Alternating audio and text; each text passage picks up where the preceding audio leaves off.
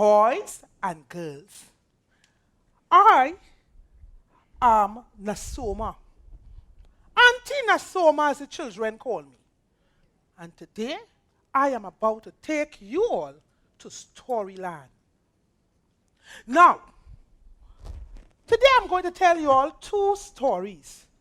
But since we have a lot of big people like that, and we are expecting some little people like this, then the stories that I am about to tell will have to be for the big people like that and the little people like this. Don't you all agree? I'm not hearing you all. Storyland is a place. When you see people start to tell story, if you see or you don't answer the storyteller, all the stories just disappear from Storyland. Do you all want that? No. So then when I ask a question, what you will do? Answer. And when we ask you to help with us to make a story up, would you do that? Yes. You have to, because every time somebody tell a story in Storyland, if somebody else don't help make a story up, the stories could still disappear. You all want that? No. All right. Once upon a time, and a long time ago, that was before I was born, before you was born, before even my great grandmother was born. There lived in a place a monkey and a crocodile. Well, they live in separate sections on the land. There was a river running through that land. And on one side of the river lived the wonderful monkey. Well, my dear friends, the monkey was a really friendly monkey, very charitable, loved to give things. But he did not have much friends. However, on that same side of the river had a wonderful, beautiful, what type of tree you think it had? What type of tree? Mango tree. You are so right. Beautiful, wonderful, prosperous Julie mango tree. Every day, the monkey will climb up the tree and eat out of the juicy mangoes. He had his fill. One day, whilst he was up on the tree, he saw a crocodile sailing, swimming, coming across the river. Of course, monkey got very scared, but then he said, I am on top of the tree anyway. Crocodile came across, lie down close to the bank of the river, and was there for a very long time, sunning himself. When he looked up and saw monkey just having his fill of mangoes, so he decided, I will make a conversation with monkey. Good morning, compare monkey. Good morning, compare monkey. Compare monkey answered, good morning, compare alligator. Those mangoes look like they are beautiful, juicy mangoes. I notice you are enjoying them.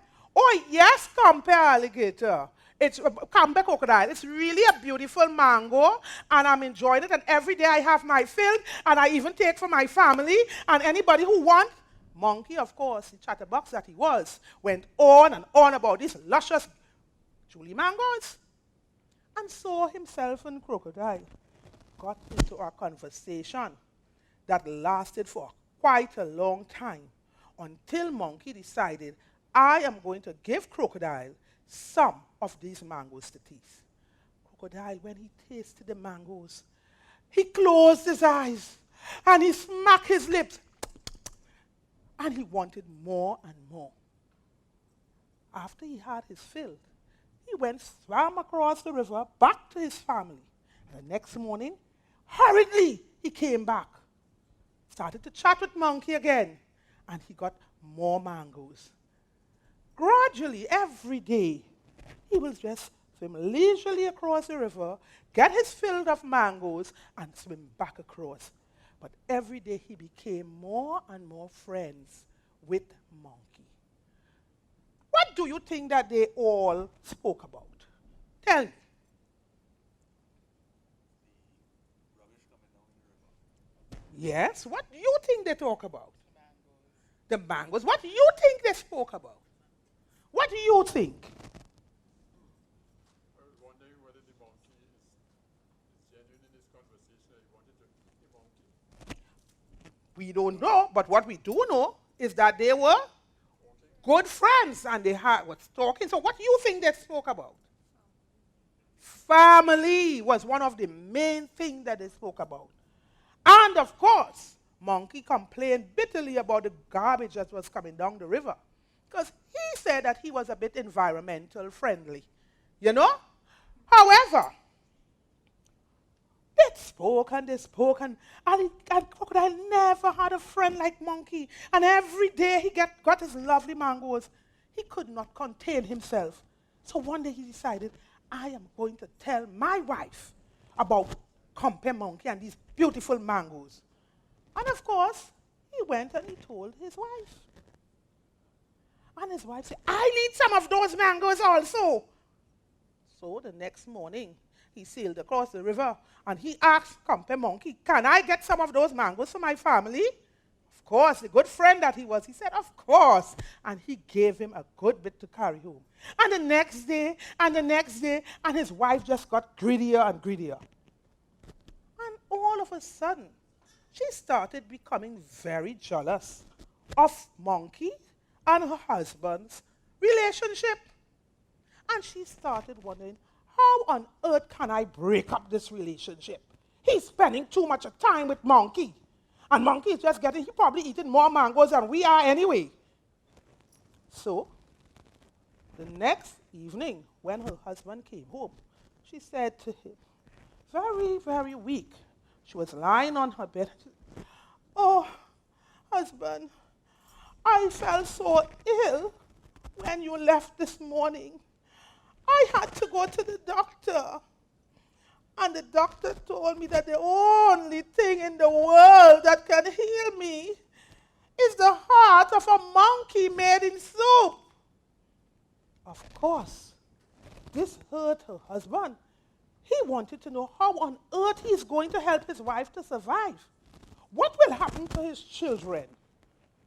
So he sat there and he started thinking, and he thought, and he cried, because he really thought that his wife was going to die.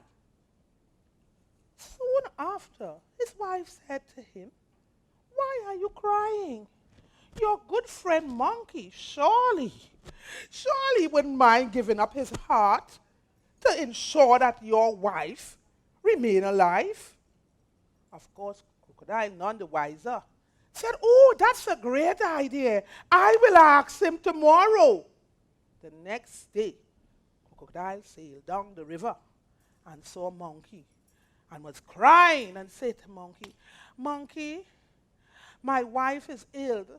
And she said before she see you anyway, before she dies, she needs to see you. Monkey asked, but why would she want to see me? I don't know. She said to bring you to the house.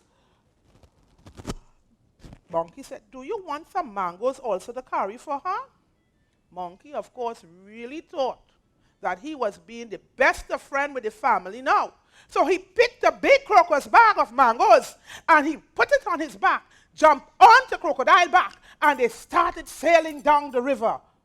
He was going home to Crocodile's house for dinner. When they reached in the middle of the river, all of a sudden, Crocodile started going under the water. Monkey, of course, cannot swim. He got concerned. Crocodile, you are sinking. Is it that the mango is too heavy? Do you want me to throw out some? Crocodile now could not even say anything. All he started to do is to cry. Monkey is my wife. The truth is, she told me that while I was sailing across the river, that I am supposed to go down and drown you, because that's the only way I can get your heart, because she's sick and the doctors say that your heart is the only thing that will get her better. And I'm studying my family and my children. I don't know what to do, so I have to kill you. Monkey laughed. Crocodile, I am disappointed in you. We have been friends for so long, and something simple as giving you my heart for your wife to survive, you have to try to trick me? Oh, that's so sad. I'm sorry, I'm disappointed. However, I will forgive you. Let's go back to the other side of the bank. This morning, unfortunately, I took out my heart. I washed it because I do that once a week. And I hang it up on the tree to dry. So you will have to carry me back there, where I will take back my heart as it is dry, and then we will go to your wife. Stupidly, Crocodile went back with Monkey, who then jumped off his back, went up the tree, and remained. Crocodile, you hold on, it ain't dry well yet, so hold on a while. Crocodile continued there by the river. Hours passed. Monkey, where are you? Crocodile, it still now turn it on the other side. It will not make a good soup if it is not dry, you know, Crocodile. So you need to hold on. Hours passed, the sun went down, and still no Monkey appeared with his heart. Crocodile called Monkey one more time. Monkey laughed, and Monkey said to him, Crocodile, if I took out my heart, what do you think will happen to me? I will surely die. That is why in the first place you are going to drown me. So think about it. If my heart was on the tree, what were you going to be picking up? Not a dead monkey? So I want you to understand something, Crocodile. The same level that you lied to me is the same level that I lied to you. And this is something I want all of you all to learn. Never deceive your friend. Never try to lie to your friends, because you might just end up like Crocodile without a heart to even help your wife, who also lied to him. Crick crack, monkey make breaky back for a piece of pomerac.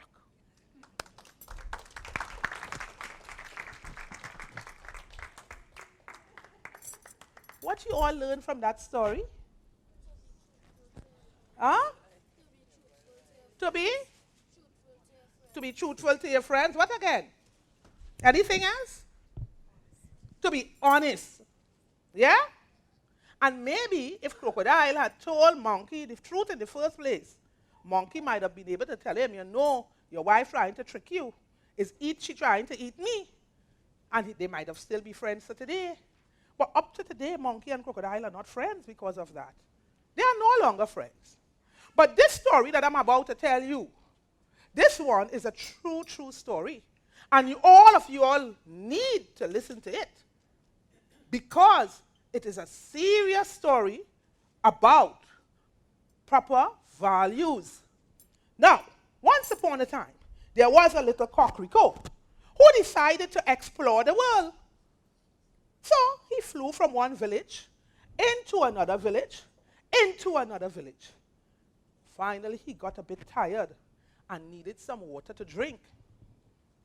So he swooped down where he knew that a particular river flowed. But when he arrived there, the river was all dried up.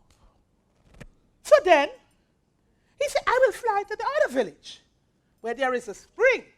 I am sure to get some water there. As he swooped down, that spring was all dried up. Of course, we all can understand that it had to be in the midst of the dry season, isn't it? So he said, no, I am getting tired. I really need some water. It is too long for me to go back home. So I will go to the next village, which is closer. So he flew to the other village, hoping to get some water. And whilst he was flying, there he saw a goblet under a tree. He said, I'm sure this goblet have water. Do you all know what is a goblet? Right. So there he swooped down and went to the goblet and peeped in. And there he saw water. And the poor coquelicot took his beak and tried to get into the goblet to drink the water. But the water was too low. So he stood there, too tired to fly anymore, and started wondering, what can I do? I really need this water. So then he said, you know what? Maybe, just maybe, I can push the goblet a bit, and it can lean a little bit, and then I can drink the water from the goblet. So the coquelicot pushed, and he pushed, and he pushed. But the goblet never moved. And the coquelicot started getting tired and tired. He was so tired and so weak, he did not know what to do. He said, you know what? I am going to stay right here because I cannot fly anymore, and I might just die right here. So I will just stay right here. Or maybe the sky is looking a bit overcast. Maybe some rain might fall in the next few minutes. And he stood there hoping that rain will fall. However, the sky started getting clearer and clearer, and the sun became hotter and hotter. And he said, okay, it seems like there is no hope for me. But then he said, you know what? If I have to die, I need to die in a place that if people come looking for me, they can find my body. And so he saw on the other side of the tree a nice little mound of stones that he said he's going to go there, perch, and die. Well, my dear friends, he went there, and he started thinking about his children. He started thinking about his parents. He started thinking about his neighbors. He started thinking about all those persons that will miss him. And then he started thinking and thinking and thinking and wondering what solution can he come to in order so that he can survive. And then a thought came to him. And he said, maybe, just maybe, if I take a stone and throw it into the goblet, the water will lift. And so he decided to do that. So he took one stone and the water raised. Then he went back, took another stone, and another stone, and another stone.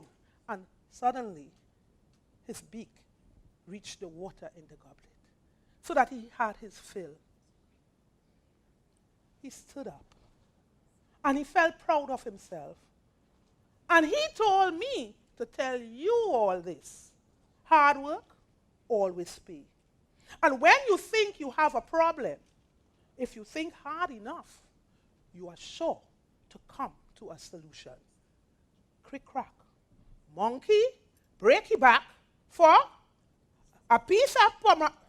What I tell you all about Storyland? So let us go. Crick crack. For a piece of pomegranate.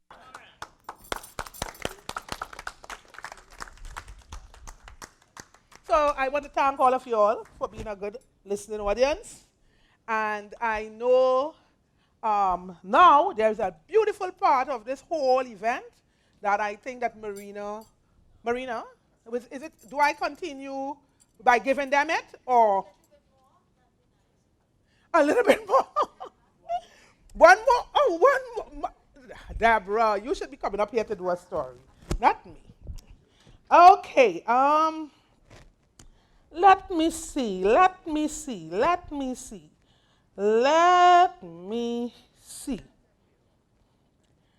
I'm thinking which one of those beautiful stories to tell you all.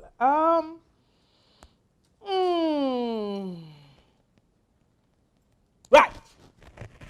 Good. I want to tell you all a story that I have not, I normally remember it for myself. And I just want to say this to you all. I telling stories, as Marina said, I do children's stories, adult stories, and so on. I grew up in a home where stories was the order of the day from my grandmother. Right. Every Friday evening, because she was one of those persons in the community who was very active, she will tell us stories. And one of the books I always try to find, I look for it, but I'm not seeing it anyway, that she told us a lot of stories from is a book called Nine Creole Folk Tales. I don't know, Deborah, if you know of that. It was a book that, and I don't see it anywhere, and some of the stories in that book I do not see anymore. But this one was one of the stories that was in that book. Once upon a time, and a long, long time ago, that was before you was born and even before I was born, before even my great-great-grandmother was born, all animals in the animal kingdom used to speak. Well, most of all, it is important to understand that compare rabbit, compare donkey, compare Nancy, and all of them rule the animal kingdom. Well, the order of the day, of course, was that compare rabbit he always tricked compare lion. He always tricked compare tiger cat. He was even very tricky sometimes trying to fool poor boy Nancy. Of course, he was no match for him. Well, one day, compare rabbit decided that he was going to trick tiger cat. So, he took tiger cat and told tiger cat, I have something that I need to tell you. I know you do not like me. I know you believe I trick you all the time, but there is something very serious going to happen in this forest, and you need to protect yourself. Actually, the last I heard is that all big animals need to tie themselves to a tree because a very, very big hurricane is going to pass by. So, come back, tiger cat. You see how little I am? And look how big you are. I think that you should get yourself tied to a tree very urgently, because when that hurricane passes, you will no longer be found. Can you imagine all your children and everybody disappear from this forest? Of course, poor compare tiger cat, not being aware that Brer Rabbit, again, was trying to trick him, asked Brer Rabbit, please, Brer Rabbit, can you get for me a big tight rope and tie me to the biggest tree in the forest? Brer Rabbit said, oh, compare tiger cat, of course I'll be happy to. As much as you might think I do not like you, I love you dearly. How big do you want the rope? As big as you can. And of course, Brer Rabbit went and got a very large, long piece of rope, took compare tiger cat to the center of the forest, and started tying him on the tree. Well, my dear friends, he then turned to compare tiger cat. Is it tight enough? No, Brer Rabbit. It is not. If a hard breeze blow, I think I can still. Okay, compare tiger cat, you hold on, I will pull it again. And he continued, and he pulled it tighter and Is it all right now? No, my hands are still kind of loose. Okay, just put it in. And Brer Rabbit tied, and he tied, and he Oh, compare tiger cat. One thing I remembered. You know something? They said that all the big animals must cover their faces, because if the little debris was to be blowing, it will get in your eyes. Oh, Brer Rabbit, you are such a good friend. Can you please get something, a bag or something, and tie it around my neck? Oh, yes, of course I will. I will hurry and I have one, just the right one home. And he ran home, got a big bag, got a piece of rope, and tied it onto compare tiger cat's head. Well, my dear, Brer Rabbit left for a while and said, compare tiger cat, I am here in the breeze. Hold on for your life. And my dear Brer Rabbit got a piece of stick and started beating compare tiger cat mercilessly. Beat him and beat him and beat him. Of course, after a while, he left him and went and come back.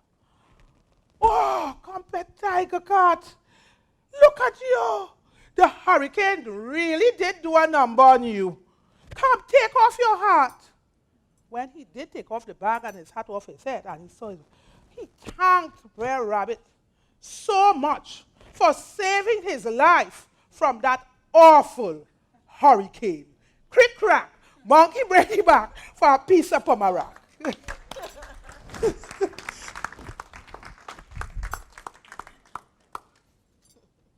And Marina, you'll take over now.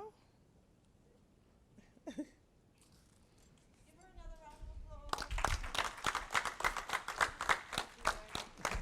Do you want anybody to tell you a story? Kind of run out of time. Yes, Yeah, I think so. Okay. So you want me to do that? No. I don't know if anybody wanted a couple of minutes. Yeah. Do you want to try? Yeah. Okay. Okay. Remember what I told you all who was here early, and now that the other ones that are here late, that one of the things with Storyland is that anytime somebody tell a story, other people supposed to create stories so that they could keep filling Storyland with stories. Well, now is the time that any one of you here tell a story going to get a prize. So I want you all to come. We have 2 persons we are going to take, short stories. Yeah? To create a story. Come up here and tell us that story. I'm waiting. Miss Miggins, you come in. Oh, good. A nice little girl coming. You want to take off? Once upon a time, there was a beautiful princess, and all the time she went by the shop. All that she know, she went to buy a biscuit, and she go to the king. The king of the world was very nice and kind, and she helped him so very much that she could not realize she was going home. She cannot go home because the king was still awake, because she was very beautiful and nice. The next morning, she went home and go to sleep again. And she went back and told him that she was beautiful, and helped him again with his 2 little kids. The end. Very good. Very good.